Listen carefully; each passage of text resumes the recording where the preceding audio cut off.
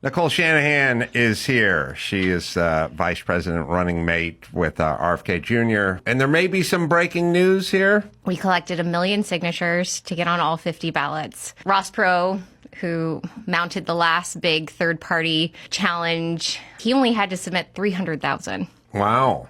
It was hard. It was expensive. We were met with all kinds of challenge, but we succeeded.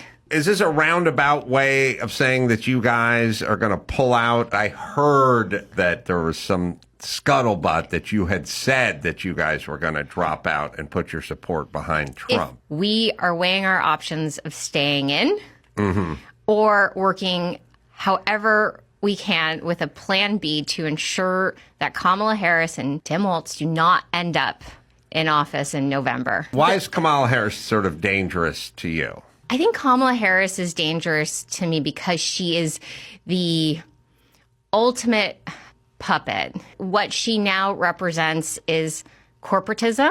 And this is the part that worries me the most, is that she uses messaging in a way to get populations of young, unknowing, innocent people to join her on these false virtue signal ambitions. Yeah. Biden is an empty vessel, and Kamala Harris is an empty vessel. Correct. And so you go, is Kamala Harris scary? Is Joe Biden scary? And the answer is they themselves are not scary, but they're being used as a conduit through people who are scary. Morning, guys. Just wanted to make a quick update. It looks like Nicole Shanahan did a couple of more interviews yesterday on one on Fox. I have to say there's only one party that has obstructed a fair election for us. And unfortunately, it was the Democratic Party. They've done everything they can, including creating PACs to prevent us from being able to have ballot access.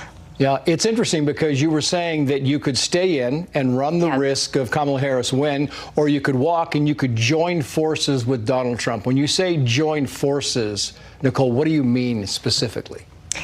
Well, this idea of a unity party, an idea of us coming around these principles of fighting for liberty in this country, fighting for our children's health. We have the worst chronic health crisis in the world right now. Over 50% of children are diagnosed with some chronic disease. This is unconscionable. Yeah. And we are willing to work with anyone who is sincere in their endeavor to fix and address this issue. Do you believe the Trump campaign and Trump himself is sincere? Do you see a home? You talk about this as being Bobby's decision. Do you see a home for RFK Jr. in the Trump administration, Health and Human Services, something to that extent? I would fully support it. I would fully support a strong partnership dedicated to this issue. A lot of people comment that in his first term he didn't accomplish many of the things that mothers really were hoping he would do. Made some big mistakes around the pandemic. However, I think that he is sincere. Yeah, I do. I think it's interesting because the National Review today kind of agrees with you. It's saying that if you, in fact, join the Trump I'm not saying the Trump campaign, if you pulled out of the race, that it would be more beneficial to the Trump campaign than the Harris campaign. Is that a fair assessment? I think that it's a tight race right now. Yeah. I wish that we had a chance to debate, that we had fair representation in the polls. I wish we had a chance to be on stage, because had we likely would have won this election. Yeah. 71% of Americans want a strong third-party option, and we delivered it in terms of ballot access. Yeah. But they're suing us. The DNC-aligned PACs are suing us to get us off the ballots right now. These are frivolous lawsuits.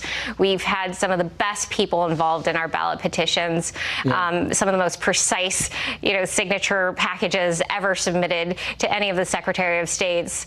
We've overcome so much to get to this point.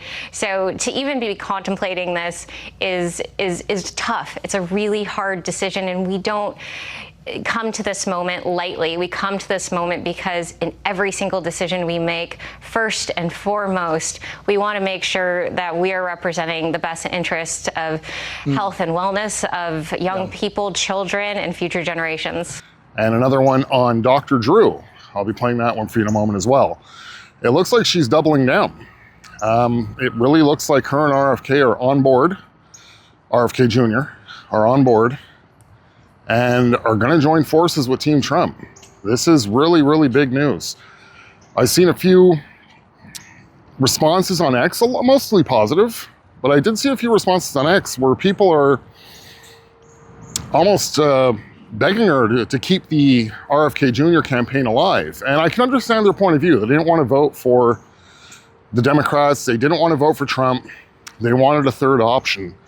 But let's be realistic, guys. The RFK Jr. party or campaign had no other option.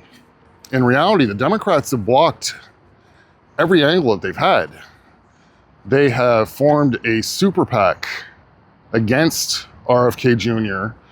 to block him off the ballot in several states.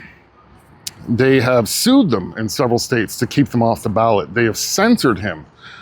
So in reality, if you look at the polls with RFK Jr. involved, he's getting anywhere, depending on the poll, between 5 to 9%, which sure isn't huge, but he's doing that all censored.